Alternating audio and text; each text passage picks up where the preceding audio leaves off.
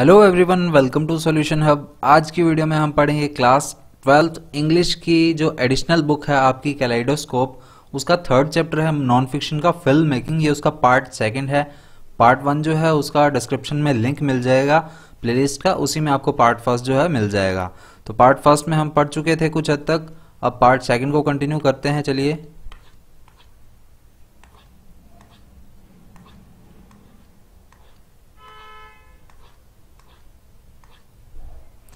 तो यहां तक हम प्रेडिक्टेबल तक पढ़ चुके थे, that which are non always predictable.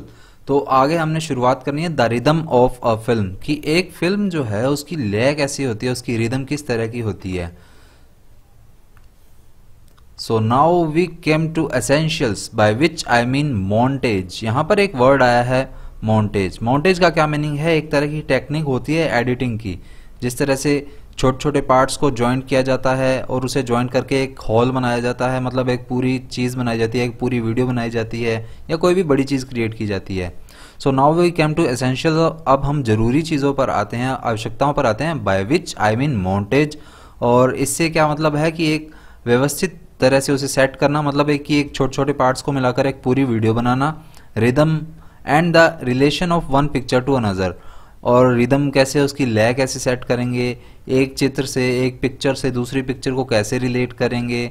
The vital third dimension without which the film is merely a dead product from a factory. और ये सबसे इंपॉर्टेंट चीज़ होती है तीसरी, और ये अति आवश्यक क्या है? Dimension.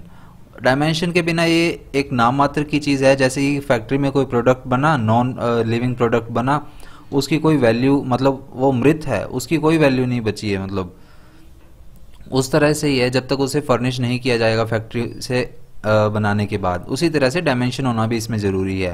Here I can not clearly give a की। अब यहाँ पर वो कहता है ऑथर कि यहाँ पर मैं कोई डायरेक्ट चीज़ नहीं बता सकता, as in a musical score nor a specific idea of the tempo which determines the relationship of the elements involved.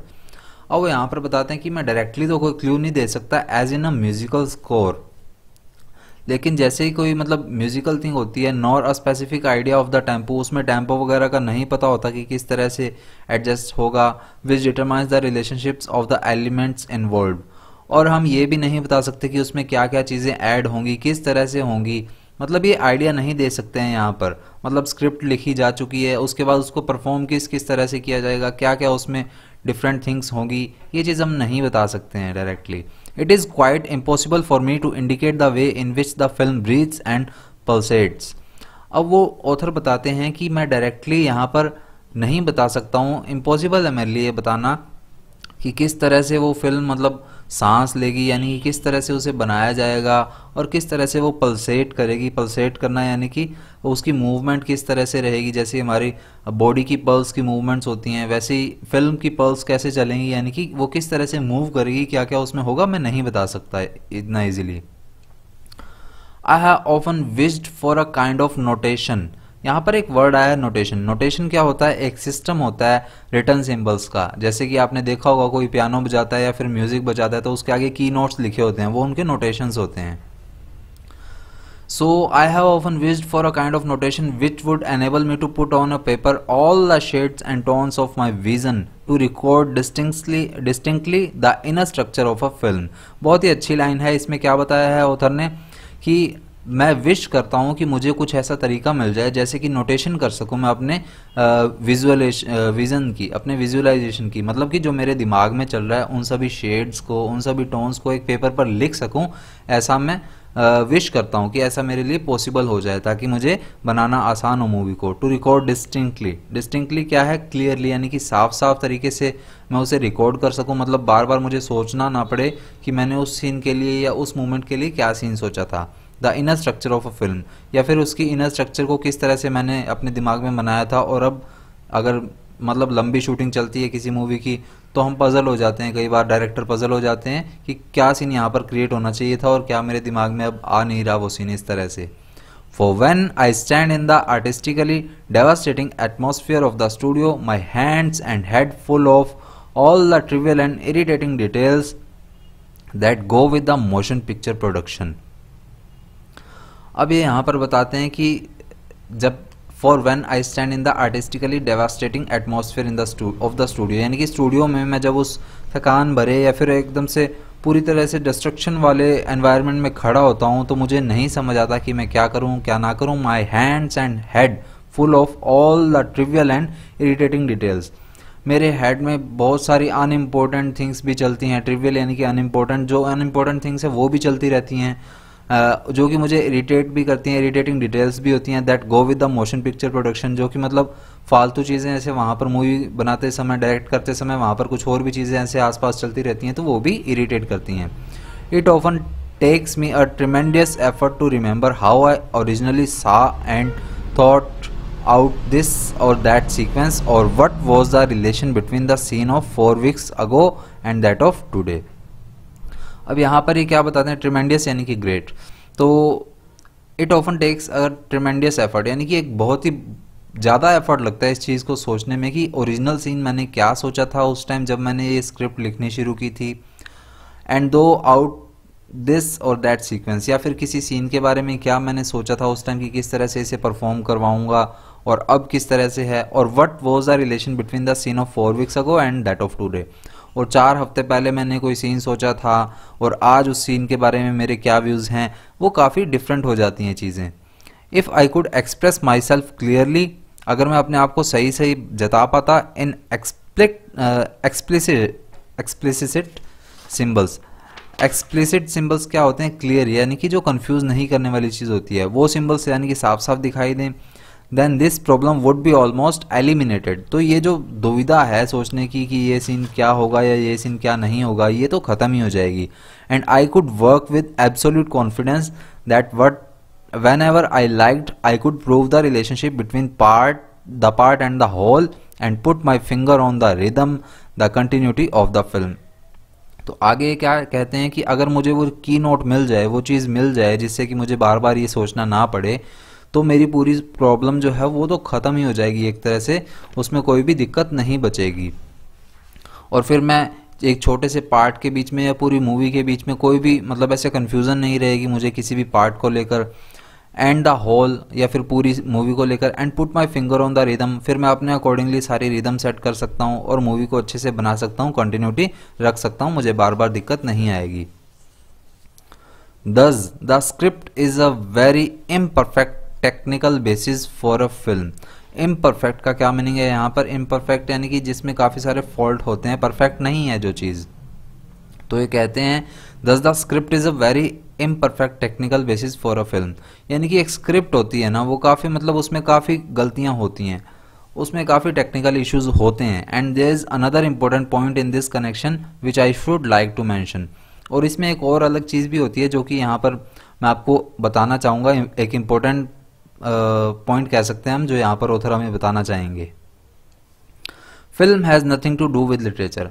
Film का लिटरेचर से, साहित्य से कोई लेना देना नहीं होना चाहिए, नहीं होता है. The character and substance of two art forms are usually in conflict. अब उसमें जो कैरेक्टर परफॉर्म करते हैं और उसके अलावा जो सब्सटेंस होते हैं, सब्सटेंस यानी कि किसी फिल्म का जो डीपर पार्ट लेवल होता है, यानी कि जिसमें हिस्ट्री से रिलेटेड स्टफ होता है काफ़ी हद तक, वो चीज़ और कैरेक्टर, ये दो अलग अलग चीज़ें हैं, अलग अलग फॉर्म्स हैं और ये एक दूसरे की विरोधी होती हैं, कॉन्फ्लिक्ट करती हैं एक दूसरे को. This probably has something to do with the receptive process of the mind. अब ये कहीं ना कहीं किसी न किसी हद तक हमारे माइंड के रिसेप्टिव जो प्रोसेस होता है उस पर भी इफ़ेक्ट करती हैं. The written word is read and assimilated. Assimilated क्या होता है, लाइक्ड एंड अंडरस्टूड, जैसे कि पसंद किया जाता है और जो समझ भी आ जाए. अब हमें जो रिटन वर्ड होता है वो तो आसानी से हम पढ़ भी सकते हैं, समझ भी सकते हैं और हमें पसंद भी आ जाता है. By a conscious act of the will in alliance with the intellect. Alliance क्या होता है, किसी के साथ मिलजुल कर काम करना. तो ये क्या कह रहे हैं, the written word is read and assimilated by a conscious act of the will in alliance with the intellect. तो एक दूसरे के विरोधी तो होते हैं, लेकिन कहीं ना कहीं अगर हमें वो समझ आ जाती है चीज़ और हम उसे पसंद भी करते हैं तो हमारे अंदर एक इच्छा जागृत हो जाती है कि हम एक दूसरे से मिलकर काम करें, यानी कि इस चीज़ को मैं भी करके देखूं. Little bye little it affects the imagination and the emotions. और धीरे धीरे ये चीज़ हमारे माइंड में कहीं ना कहीं गूंज उठती है, या हमारे दिमाग में इमेजिनेशन आने लगती है, इमोशंस क्रिएट होने लगते हैं कि इस तरह से परफॉर्म करेंगे हम, इस तरह से होगा। The process is different with the motion picture. लेकिन जब हम मूवी बनाते हैं, अभी तक ये बताया जो थोड़ा सा पॉइंट अभी बीच में, तो ये तो रिटन थिंग्स को लेकर था, और अब आता है मोशन पिक्चर को लेकर, यानी कि मूवी को परफॉर्म करने की बात करते हैं। When we experience a film, हम जब किसी फिल्म की बात करते हैं, we consciously prime ourselves for illusions. Illusion यानी कि दिखावा होता है एक तरह का। मोशन पिक्चर एक सिनेमा की जो फिल्म होती है उसे कहा जाता है, और प्राइम आवरसेल्व्स यानी कि अपने थॉट्स को एडजस्ट करना, एडजस्ट आवर थॉट्स यानी कि अपने विचारों को किस तरह से हम व्यवस्थित करते हैं।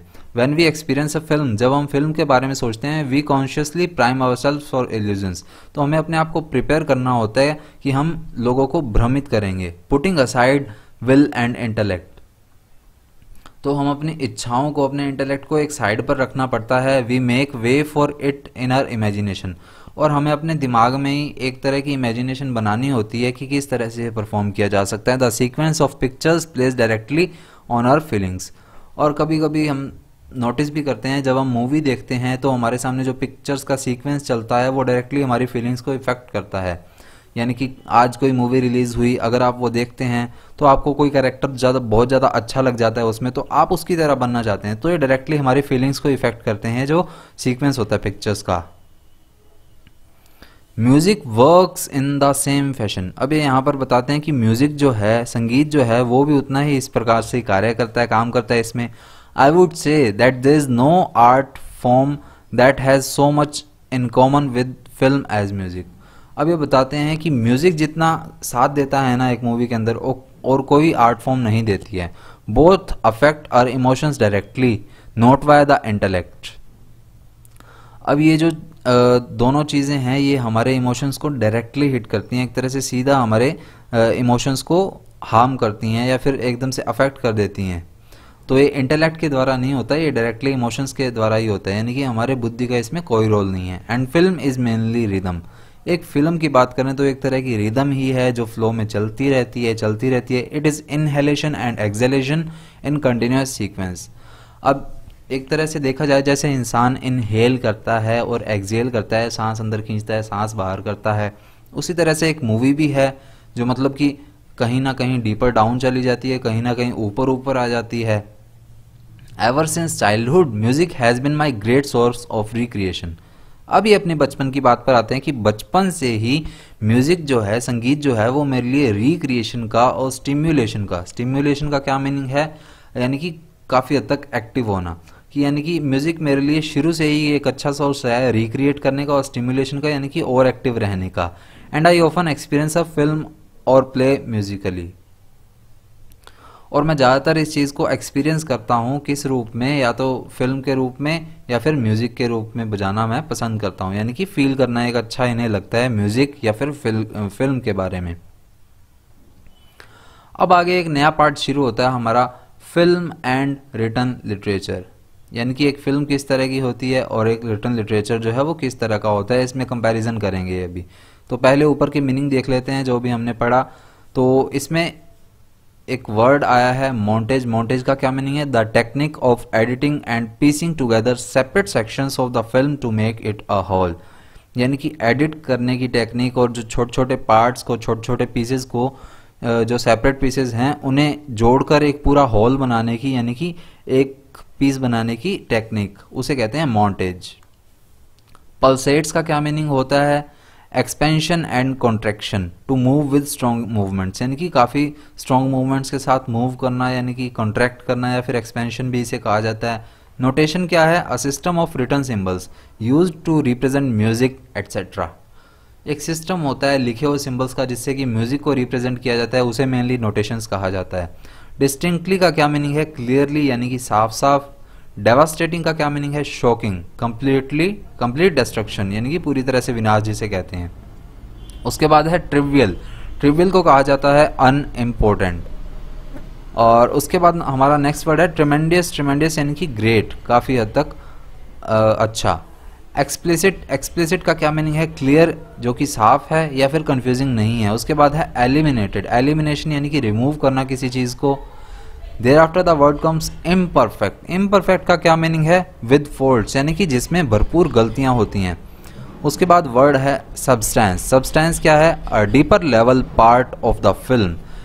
किसी फिल्म का जो डीपर लेवल का पार्ट होता है उसे सब्सटेंस कहा जाता है। और इसमें क्या क्या होता है? Which contains history and stuff, यानी कि इस चीज़ में हिस्ट्री को भी इंक्लूड किया जाता है, यानी कि हिस्ट्री की चीज़ें दिखाई जाती हैं, हिस्ट्री का स्टफ जो होता है वो दिखाया जाता है। उसके बाद नेक्स्ट क्या वर्ड है? नेक्स्ट वर्ड है receptive. Ready to accept new ideas. New ideas, okay. तो ready to accept new ideas, यानी कि नए आइडियाज़ को एक्सेप्ट करना, नए आइडियाज़ को ग्रहण करना जो है उसे रिसेप्टिवनेस या रिसेप्टिव कहा जाता है। नेक्स्ट वर्ड है एजिमुलेटेड। एजिमुलेटेड यानी कि लाइक्ड एंड अंडरस्टूड, जिसे कि पसंद किया जाता है और जो समझा भी जाता है। Next word is alliance. Alliance का क्या मीनिंग है? टू वर्क टुगेदर, मिलकर या मिलजुल कर काम करना। उसके बाद वर्ड है मोशन पिक्चर्स। मोशन पिक्चर्स क्या है? एक सिनेमा फिल्म को मोशन पिक्चर कहा जाता है जो कि दिखाई जाती है सिनेमा के अंदर। उसके बाद है प्राइम आवरसेल्व्स, यानी कि एडजस्ट करना अपने थॉट्स को। उसके बाद वर्ड आता है inhalation. Air reaching the lungs, यानी कि जब हम अपने अंदर एयर खींचते हैं, हवा खींचते हैं, O2 खींचते हैं, उसे इनहेल करना कहते हैं। एक्सेल, एक्सेल क्या है? Air coming out of lungs, यानी कि हमारी लंग्स से जो एयर है हमारी शरीर के बाहर जाती है CO2 के रूप में, उसे एक्सेल करना कहते हैं। रिक्रिएशन वर्ड का क्या मीनिंग है? एंटरटेनमेंट, यानी कि उसको एंटरटेन करना रिक्रिएशन कहलाता है। स्टिम्युलेशन क्या कहलाता है? Act of developing interest and excitement या मोर एक्टिव, यानी कि जब हम किसी चीज़ को किसी इंटरेस्ट को अपने अंदर डेवलप करते हैं तो हम और एक्टिव हो जाते हैं, हमारे अंदर एक्साइटमेंट आ जाती है तो खुद को और एक्टिव बना लेते हैं, उसे ही स्टिम्युलेशन वर्ड का नाम दिया गया है। इसके बाद एक और वर्ड है यहाँ पर इर्रेशनल। इर्रेशनल क्या है? नॉट बेस्ड ऑन रीजन, यानी कि जिसके लिए रीजन की जरूरत ना हो या फिर जो रीजन पर बेस्ड ना हो। तो चलिए यहाँ से हम कंटिन्यू करते हैं अब अपना film and written literature. It is mainly because of this difference between film and literature that we should avoid making films out of books.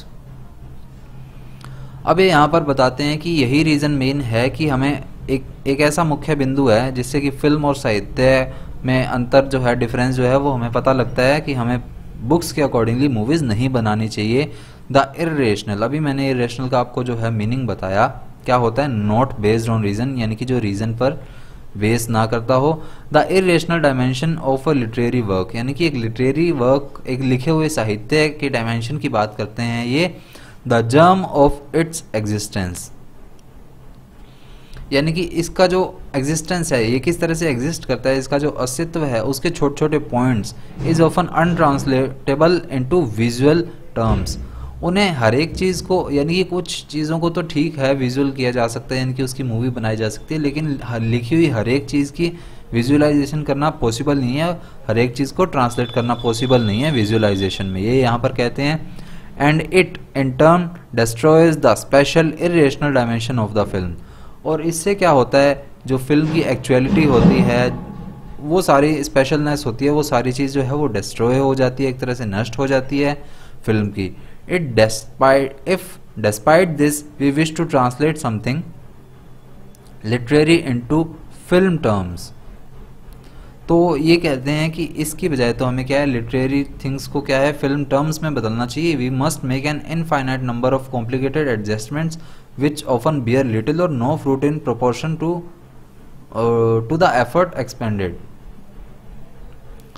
तो आगे क्या कहते हैं कि अगर हम इस तरह को कुछ काम कर लेते हैं, लिटरेचर को मूवी में ट्रांसलेट कर लेते हैं, यानी कि विज़न बना लेते हैं उसका, तो भी हमें काफ़ी हद तक एडजस्टमेंट करनी पड़ती है, जो कि काफ़ी कॉम्प्लिकेटेड होती है, जिसमें काफ़ी मुश्किलें भी होती हैं। Which often bear little or no fruit in proportion to the effort expended, और इससे भी क्या हमें घाटा होता है एक तरह का, यानी कि हम जो फ्रूट चाहते हैं, हम जो इनकम चाहते हैं, हम जो चाहते हैं कि लोग उस मूवी को पसंद करें, उतना हमें उनका रेशो देखने को नहीं मिलता है, उतना प्रोपोर्शन में हमें वो चीज़ देखने को नहीं मिलती है, बहुत कम जनता उसे देखती है। I myself have never had any ambition to be an author। अब ये यहाँ पर एक्चुअली ये फिल्म डायरेक्टर हैं, लेकिन इन्होंने ये लिखा है अपने मूवी के बारे में बताने के लिए, तो ये बताते हैं कि मेरी भी ऑथर बनने की कोई मंशा, कोई इच्छा नहीं होती है या नहीं हुई। I do not want to write novels, short stories, essays, biographies or even plays for the theatre. ये आगे बताते हैं कि मेरी भी जीवन में कभी इच्छा नहीं हुई कि मैं नोवेल लिखूं, शॉर्ट स्टोरीज लिखूं, एसेज या बायोग्राफी लिखूं या फिर थिएटर में परफॉर्म करने के लिए प्लेज लिखूं। I only want to make films, मैं सिर्फ फिल्म बनाना चाहता था। Films about conditions, tensions, pictures, rhythms and characters which are in one way or another important to me. अब ये बताते हैं कि मैं फिल्म बनाना चाहता था जो कि कंडीशन पर बेस्ड हो, किसी के टेंशन पर बेस्ड हो, कोई पिक्चर पर बेस्ड हो यानी कि कोई फोटोग्राफ पर, किसी रिदम पर बेस्ड हो या फिर किसी बंदे के कैरेक्टर को लेकर हो। विच are in one way or another important to me, जो कि कहीं ना कहीं मेरे लिए इंपॉर्टेंस भी रखती हैं। The motion picture with its complicated process of birth is my method of saying what I want to my fellow man। और ये आगे बताते हैं कि एक मोशन पिक्चर जो होती है with its complicated process of birth, जिसका बर्थ जो है वो बहुत मुश्किल से होता है, यानी कि ये आगे कहते हैं कि एक फिल्म जो है उसकी शुरुआत बहुत मुश्किल होती है, उसे बनाना, उसे शुरू करना जो है वो काफ़ी डिफ़िकल्ट प्रोसेस है, बहुत मुश्किल से बनाई जाती है वो। Is my method of saying what I want to my fellow man. और इसी शुरुआत से ही मैं बता देता हूँ कि मैं अपने फेलो मैन से यानी कि अपने एक्टर एक्ट्रेसेस से या फिर अपने और भी जो टीममेट्स हैं उनसे क्या चाहता हूँ, किस तरह से काम करवाना चाहता हूँ, ये शुरुआत में ही पता लग जाता है। I am a film maker not an author, और इसीलिए मैं एक फिल्म मेकर हूँ ना कि एक ऑथर हूँ। Thus the writing of the script is a difficult period but a useful one। अब आगे ये बताते हैं कि जो स्क्रिप्ट लिखना होता है फिल्म के लिए वो एक डिफ़िकल्ट पीरियड है, मुश्किल समय है, बट अ यूजफुल वन, लेकिन वो काफ़ी हद तक कामगार भी है। For it compels me to prove logically the validity of my ideas. अब वैलिडिटी क्या है? वैलिडिटी यानी कि खुद को ट्रू प्रूव करना, और कंपेल्स मी का क्या मीनिंग है? Helps to move in a particular direction, यानी कि एक रास्ता जब हमें मिल जाता है। So thus the writing of script is a difficult period but a useful one, for it compels me to prove logically the validity of my ideas। यानी कि एक स्क्रिप्ट लिखना काफ़ी हद तक मुश्किल काम है लेकिन फ़ायदेमंद काम होता है, क्योंकि ये हमें एक रास्ता दे देता है प्रूव करने का, खुद को ट्रू प्रूव करने का और नए आइडियाज़ को सही से क्रिएट करने का कि हाँ ये पीरियड मैंने सोचा था कि इस तरह का परफॉर्म करवाऊँगा और ये चीज़ हाँ अब परफॉर्म करवाता हूँ इसको। In doing this I am caught in a conflict. और आगे कहते हैं कि जब मैं ये कर रहा होता हूँ तब मैं एक कन्फ्लिक्ट में आ जाता हूँ, दुविधा में आ जाता हूँ। A conflict between my need to transmit a complicated situation through visual images and my desire for absolute clarity. और ये कॉन्फ्लिक्ट क्या होता है? मतलब इनको कॉन्फ्लिक्ट दुविधा आती है, वो क्या होती है, किन किन चीज़ों के बीच होती है? My need to transmit a complicated situation through visual images. Transmit यानी कि किसी चीज़ को पास करना या किसी चीज़ को भेजना, इस तरह से हम कह सकते हैं कि my need to transmit a complicated situation. एक मुश्किल घड़ी आ चुकी है, एक सिचुएशन आ चुकी है जिसमें विजुअल इमेजेस को ट्रांसमिट करना बहुत मुश्किल हो रहा है। And my desire for absolute clarity, और जो चीज़ मैंने सोच रखी है वैसी चीज़ हो नहीं पा रही, तो इस चीज़ों में दुविधा आ जाती है मुझे। I do not intend my work to be solely for the benefit of myself और the few but for the entertainment of the general public. बहुत इंपॉर्टेंट लाइन है चैप्टर के अकॉर्डिंग भी और अच्छी भी है ये लाइन। I do not intend, intend का क्या मीनिंग होता है? प्लान। और सोलली का क्या मीनिंग होता है? केवल या मात्र या फिर ओनली भी कहते हैं। कि मैं अपना जो काम करता हूँ, प्लान बनाता हूँ काम करने का, वो सिर्फ खुद के लिए या फिर अपने कुछ फेलो बींग्स के लिए, अपने आसपास के जो मेरे काम करने वाले हैं सिर्फ उनके फ़ायदे के लिए नहीं होता, but for entertainment of the general public. लेकिन उसमें पब्लिक के एंटरटेनमेंट का भी रास्ता होता है, यानी कि मैं पब्लिक के एंटरटेनमेंट को सोचकर ही मूवी बनाता हूँ। The wishes of the public are imperative. Imperative यानी कि इंपॉर्टेंट, यानी कि जो पब्लिक की डिमांड है, विशेज हैं, वो मेरे लिए इंपॉर्टेंट है। But sometimes I risk following my own impulse. Impulse यानी कि हमारी जो सडन अचानक आने वाली या फिर स्ट्रॉन्ग डिज़ायर्स होती हैं उन्हें इम्पल्स कहा जाता है। I risk following my own impulse. लेकिन कभी कभी क्या हो जाता है कि मैं अपनी इच्छाओं को लेकर काफ़ी मतलब ऐसे अट्रैक्ट हो जाता हूँ और मैं उसी पर रिस्क ले लेता हूँ। मतलब जो जनता को नहीं पसंद, मैं कई बार उस डायरेक्शन में भी चला जाता हूँ क्योंकि मेरा मन करता है। And it has been shown that the public can respond with surprising sensitivity to the most unconventional line of development. Unconventional का क्या मीनिंग होता है? अनयूजुअल, यानी कि जो ज़्यादा लोगों द्वारा पसंद नहीं किया जाता, ज़्यादा लोग जिसे नहीं चाहते हैं। और इसका रिजल्ट क्या होता है कि पब्लिक इस तरह से सरप्राइजिवली रिएक्ट करती है जैसे कि उन्हें इस चीज़ को पसंद ही नहीं आ रही है वो चीज़, यानी कि उनके लिए अलग ही चीज़ हो गई है, अनकन्वेंशनल हो गई है, यानी कि उनकी लाइन से बाहर की चीज़ आ गई है, जो चीज़ वो देखना चाहते थे वो नहीं आ रही है। तो उसके लिए वो काफ़ी अजीब सा रिस्पॉन्स देते हैं और कई बार उसका अच्छा रिस्पॉन्स भी आ जाता है, चाहे सरप्राइजिंग हो। जैसे बाहुबली मूवी आई थी, वो शुरुआत में तो ऐसा मतलब ट्रेलर लॉन्च हुआ था तब इतना नहीं अफेक्ट हुआ था लोगों को, लेकिन फिर मूवी आई और सेकंड पार्ट का ट्रेलर आया था तब लोगों ने काफ़ी उसकी सराहना की थी, ट्रेलर को ही काफ़ी व्यूज़ मिले थे उसके। तो व्हेन शूटिंग बिगिंस, अब बात आती है कि जब मूवी शुरुआत होती है, the most important thing is that those who work with me feel a definite contact that all of us somehow cancel our conflicts through working together। अब जब भी फिल्म की शुरुआत होती है तो फिल्म की शुरुआत, the most important thing is that those who work with me feel a definite contact. तो इनके लिए ये क्या इंपॉर्टेंट थिंग होती है कि जब भी कोई फिल्म की शुरुआत हो, इनके साथ इनके जो को वर्कर्स हैं उन्हें काफ़ी मतलब वो कॉन्टैक्ट में रहें इनके, और वो काफ़ी कंफर्टेबल सा फील करें, कॉन्फ्लिक्ट जो हैं, जो दुविधाएं हैं वो पहले ही दूर हो जाएं और अच्छे से वो मिलजुल कर काम करें। We must pull in one direction for the sake of work at hand. Sometimes this lead to dispute, but the more definite and clear the marching orders, the easier it is to reach the goal which has been set. So we must pull in one direction for the sake of work at hand। तो हमें एक ना एक कोना तो पकड़ना ही होता है, एक ना एक डायरेक्शन में तो जाना ही होता है अगर हम सही ढंग से काम करना चाहते हैं। Sometimes this lead to dispute, कभी कभी इसका विरोध भी हो जाता है, यानी कि जो को वर्कर्स होते हैं वो इसका विरोध कर लेते हैं कि हाँ डायरेक्टर अपनी मर्जी चला रहा है, ऐसे कर रहा है वैसे कर रहा है। But the more definite and clear the marching orders, लेकिन अब ऑथर या डायरेक्टर जो है हमारा वो कहता है कि लेकिन जितने ही स्ट्रिक्ट जो मार्चिंग ऑर्डर होंगे, डेफिनेट होंगे, क्लियर होंगे, यानी कि जो ऑर्डर मैं अपने ग्रुप वर्कर्स को, को वर्कर्स को दे रहा हूँ, वो जितने ही क्लियर होंगे उतना ही मुझे उन्हें समझाना ईजी होगा कि जो गोल मैं चाहता हूँ और जो गोल मैंने सोच रखा है वो इस तरह से ही आएगा। This is the basis for my conduct as director, और ये मेरे डायरेक्टर बनने की इस तरह की ही शुरुआत है, यानी कि इस तरह से ही डायरेक्टर को एक होना चाहिए। And perhaps the explanation of much of the nonsense that has been written about me. और कई बार क्या होते हैं, कई जो होते हैं लोग मतलब आलोचक होते हैं, जो क्रिटिक होते हैं, जो मतलब ऐसे ही किसी डायरेक्टर ने कोई मूवी बना दी तो उसकी आलोचना करने आ जाते हैं कि इस तरह से इसने ऐसे कर दिया, नॉनसेंस मूवी बना दी, ये कर दिया वो कर दिया। इस तरह के हेटर्स जो हैं वो आते रहते हैं और वो लिखते ही रहते हैं कुछ ना कुछ फालतू मेरे बारे में, बट उसे इग्नोर करके चलता हूँ मैं। While I can not let my self be concern with what people think and say about me personally, I believe that reviewers and critics have every right to interpret my films as they like।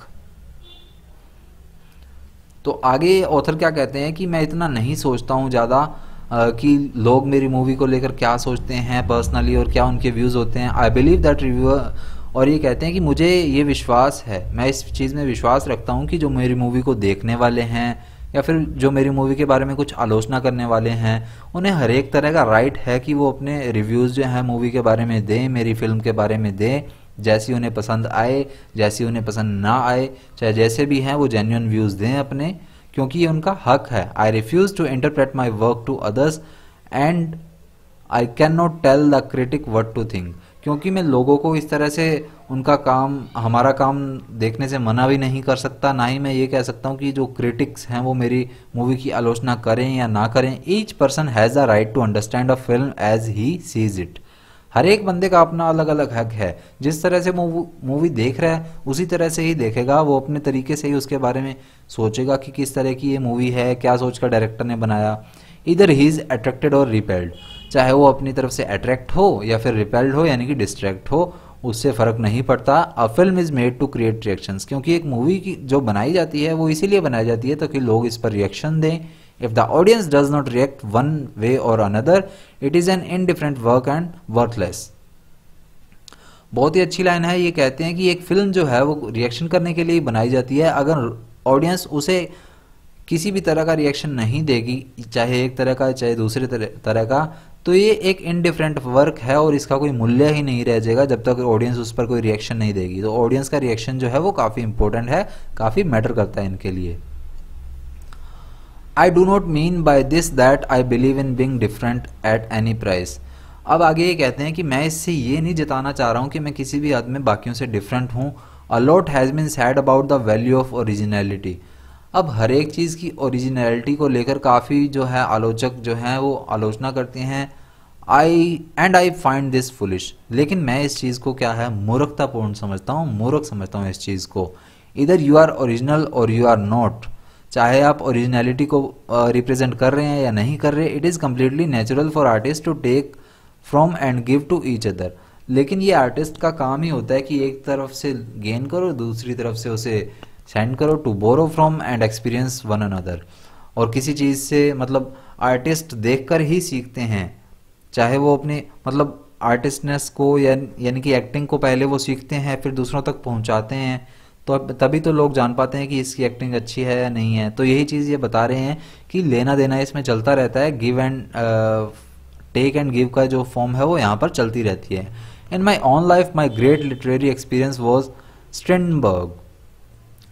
तो अब ये आगे बताते हैं कि जो मेरा life का जो ग्रेट वर्क है यानी कि ग्रेट लिटरेरी एक्सपीरियंस है वो किसका है, स्ट्रिनबर्ग का है। फुल नेम इनका क्या है, एग्यूज स्ट्रिनबर्ग है। ये कौन है, एक स्वीडन के प्ले राइट हैं और इन्हें क्या कहा जाता है, स्वीडिश लिटरेचर का, मॉडर्न स्वीडिश लिटरेचर का फादर कहा जाता है इन्हें, किन्हें, स्ट्रिनबर्ग को।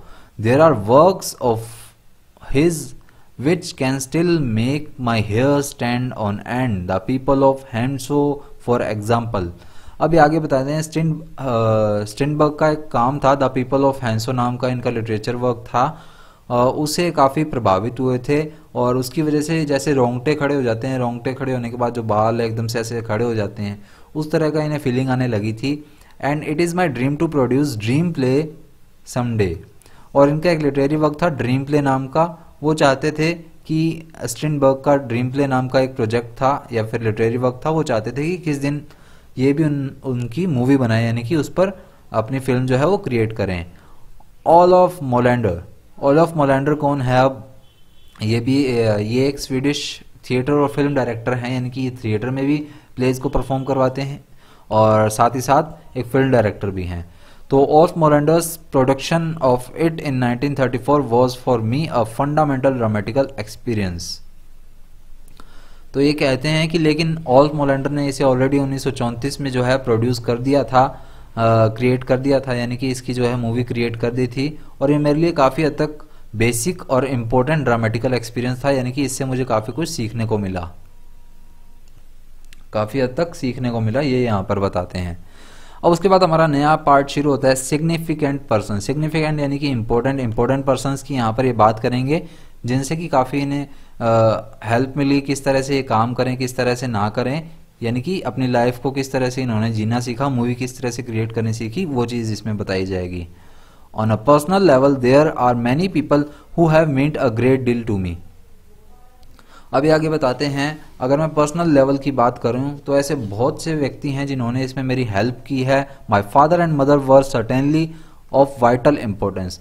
अब इसमें मेरे जो माता पिता हैं ना, वो इसमें बहुत इंपॉर्टेंट रोल प्ले करते हैं, सबसे इंपॉर्टेंट वही है मेरे लिए इस चीज़ के लिए। Not only in themselves but because they created a world for me to revolt against. अभी आगे बताते हैं कि सिर्फ उनके पॉइंट ऑफ व्यू से ही इंपॉर्टेंट नहीं है कि वो सिर्फ मेरे पेरेंट्स हैं, लेकिन इसलिए क्योंकि उन्होंने मेरे लिए एक वर्ल्ड क्रिएट की, एक दुनिया क्रिएट की, मुझे जन्म दिया जिसमें कि मैं रिवोल्ट कर सकूं, यानी कि क्रांति ला सकूं, या फिर किसी चीज़ के अकॉर्डिंग किसी चीज़ के लिए अपोजिट में बोल सकूं, उस चीज़ के लिए मैं इनका काफ़ी शुक्रिया करता हूं। In my family there was an atmosphere of hearty wholesomeness. हर्दी होलजमनेस का क्या मीनिंग है, काफ़ी हेल्दी और चीयरफुल से रहते हैं सभी, मतलब ऐसे खुश मिजाज जो कह सकते हैं हम, कि हमारी फैमिली में जो है एटमॉस्फेयर किस तरह का है, खुश मिजाज सा है। विच आई अ सेंसिटिव यंग प्लांट स्कॉर्न्ड। तो अब ये क्या कहते हैं कि इस चीज़ को क्या करता हूँ मैं, स्कॉर्न करता हूँ। स्कॉर्न करना क्या कहलाता है, स्कॉर्न करना कहलाता है रिफ्यूज़ या फिर रिजेक्ट करना, जिसे हम कह सकते हैं। एंड रेबल्ड अगेंस्ट, और इसका विरोध भी मैंने किया है। But that strict middle class home gave me a wall to pound on. लेकिन ये जो स्ट्रिक्ट और मिडिल क्लास सी चीज़ थी, घर था ये मेरा जो, gave me a wall to pound on, उन्होंने मुझे एक दीवार दी जिसे कि मैं तोड़ सकूं या फिर जिस पर मैं चढ़कर अपने आप को ग्रो कर सकूं। पाउंड ऑन यानी कि क्लाइम करना या परफॉर्म करना। Some time to sharpen myself against, at the same time they taught me a number of values, efficiency, punctuality, a sense of financial responsibility which may be bourgeois but are nevertheless important to the artist.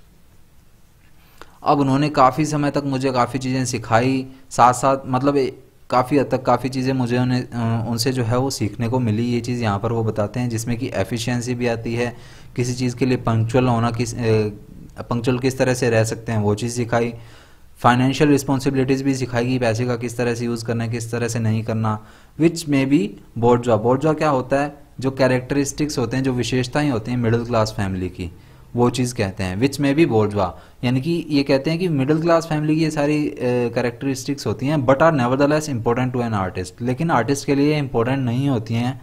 They are part of the process of settling oneself severe standards. लेकिन ये कहते हैं कि किसी भी person के लिए ये किसी न किसी पार्ट पर जो है वो काफ़ी हद तक एक इम्पोर्टेंट रोल प्ले करती हैं। Today as a film maker I am conscientious. Conscientious का क्या मीनिंग होता है, विश टू वर्क वेल यानी कि किसी चीज़ को करने की इच्छा रखना। एज अ फिल्म मेकर मैं खुद को कॉन्सेंशियस मानता हूँ, हार्ड वर्किंग मानता हूँ, एक्सट्रीमली केयरफुल मानता हूँ। माई फिल्म्स इन्वॉल्व गुड क्राफ्टमैनशिप यानी कि मेरी फिल्म में काफ़ी हद तक अच्छी क्वालिटी होती है जो की जाती है। क्राफ्टमैनशिप क्या होती है, the quality of work done by hand यानी कि हाथ से बुनाई का जो काम होता है उस तरह से जो क्वालिटी होती है जो मशीनों के द्वारा नहीं की जा सकती, वो चीज़ मेरी फिल्म में मैं आज मैं दिखा सकता हूँ। And my pride is the pride of a good craftsmanship, और खुद पर मुझे इस चीज़ के लिए गर्व है, और मेरा गर्व ही जो है वो my pride the pride of a good craftsmanship, और ये जो मेरा क्राफ्टमैन, और ये जो मेरा काम है इसके लिए मैं खुद को क्राफ्टमैन मानता हूँ और इस चीज़ पर मुझे गर्व है। तो आगे क्या बोलते हैं, among the people who have meant something in my mind professional development is Torsten Hammaren. अब ये एक नया कैरेक्टर इसमें आ गया है, यानी कि पहले इन्होंने अपने पेरेंट्स की बात की कि किस तरह से उन्होंने मेरी हेल्प की। अब सेकंड पर्सन कौन है, टॉस्टन हैमरन जो है इन्होंने बताया है। ये कौन है, ये एक स्वीडिश एक्टर हैं। तो प्रोफेशनल डेवलपमेंट में इनकी किन्होंने हेल्प की, टॉस्टन हैमरन ने, और ये कहाँ के हैं, गोदनबर्ग के हैं। गोदनबर्ग भी स्वीडन में ही है। I went there from Helsingborg. अब ये कहते हैं कि मैं गोदनबर्ग में तो हेल्जनबर्ग से गया था, where I had been head of the municipal theatre for 2 years। और म्यूनसिपल थिएटर होता था वहाँ पर एक, जहाँ पर मैं 2 साल तक उस थिएटर का हेड रहा था। I had no conception of what theatre was. अब ये कहते हैं कि मुझे बिल्कुल भी नहीं पता था कि किस तरह से या किस तरह से थिएटर होता है, मुझे इसकी बिल्कुल भी समझ नहीं थी।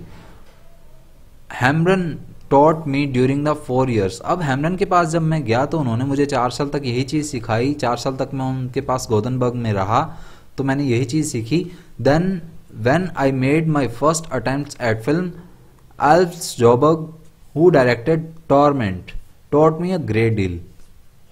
और उसके बाद मैंने जब अपनी पहली फिल्म बनाई तो मुझे एल्फ्स जॉबर्ग ने सिखाया, जिन्होंने कि टॉर्मेंट नाम की मूवी को डायरेक्ट किया था। उन्होंने मुझे सिखाया कि किस तरह से काम करते हैं। एंड देयर वाज लॉरेंस मैम्सडेट, और वहाँ पर ही क्या लॉरेंस मैम्सडेट नाम का बंदा था, who really taught me film making from scratch after my first full movie. और इन्होंने क्या किया कि जो लॉरेंस मैम्सडेट नाम का बंदा था, उन्होंने इस बंदे को, जो हमारा डायरेक्टर या ऑथर है, उसे मूवी बनाना सिखाया। क्योंकि इन्होंने जब अपनी पहली मूवी बनाई वो अनसक्सेसफुल रही थी, कामयाबी नहीं मिली। तो इन्होंने बिगनिंग से, स्क्रैच से इन्होंने मूवी बनाना सिखाया कि किस तरह से काम होता है। Among other things I learn from Malmstedt is the one unbreakable rule. और इन्हीं चीज़ों के बीच में मैंने मैम्सडेट से एक चीज़ सीखी, अनब्रेकेबल रूल था उनका ये। और ये रूल क्या था, you must look at your on work very coldly and clearly, कि आपको अपने काम को अच्छे से, बिल्कुल बारीकी से और बिल्कुल शांति से देखना चाहिए। You must be a devil to yourself in the screening room when watching the day's rushes. जब आप दिन का काम करने के बाद शाम को स्क्रीनिंग रूम में उस मूवी को एनालाइज कर रहे हैं जो आपने आज के दिन में बनाई है, तो आपको खुद के डेविल के रूप में काम करना है, यानी कि खुद का विरोधी बनना है। एक एक कमी जो आपको दिख रही है उसको निकालना है हर एक हाल में। Then there is Herbert Grevenius. उसके बाद हर्बर्ट ग्रेवेंस नाम की बात होती है बंदे की, one of the few who believed in me as a writer, और इन्होंने मुझे एक राइटर के रूप में पहचाना। I had troubled with script writing, क्योंकि मुझे स्क्रिप्ट राइटिंग में काफ़ी दिक्कत होती थी, and was reaching out more and more to the drama, और इसीलिए मैं ड्रामा की तरफ या डायलॉग की तरफ जाता रहता था as a means of expressions, और इसी को मैं दिखाने की कला मानता था, ड्रामा को या डायलॉग को। He gave me a great encouragement, लेकिन उन्होंने मुझे लिखना सिखाया कि किस तरह से तुम लिख सकते हो, स्क्रिप्ट राइटिंग सिखाई और मुझे एनकरेज किया। And finally there is Carl Anders Dymling my producer, और इसके बाद लास्ट बंदे की बात आती है कार्ल एंड्रेस डैमलिंग नाम के, जो कि इनका प्रोड्यूसर था। He is crazy enough to place more faith in the sense of responsibility to of a creative artist than in calculations of profit and losses. और ये बंदा इतना क्रेजी था जगह को लेकर या किसी भी चीज़ को लेकर, किसी में इतना विश्वास कर लेता था कि उसे क्रिएटिव बना ही देता था। तब वो अपने प्रॉफिट या लॉस की नहीं देखता था, वो अपनी रिस्पॉन्सिबिलिटी को समझता था कि एक क्रिएटिव आर्टिस्ट किस तरह से बन सकता है। I am thus able to work with an integrity that has become the very air I breathe and one of the main reasons I do not want to work outside of Sweden. Okay, I am thus able to work with an integrity. Integrity क्या होता है? Honesty के साथ काम करना। So I am thus able to work with integrity, मैं honesty के साथ काम करने लगा। That has become the very air I breathe, और यही चीज़ जो है मेरी ज़िंदगी बन गई है, इसी चीज़ को मैं जीने लगा, यानी कि ऑनेस्टी के साथ काम करना। And one of the main reasons I do not want to work outside of Sweden, और यही चीज़ें ऑनेस्टी के साथ काम करना ही मेरे लिए इस तरह का काम बन गया कि मैं स्वीडन से बाहर काम ही नहीं करना चाहता था।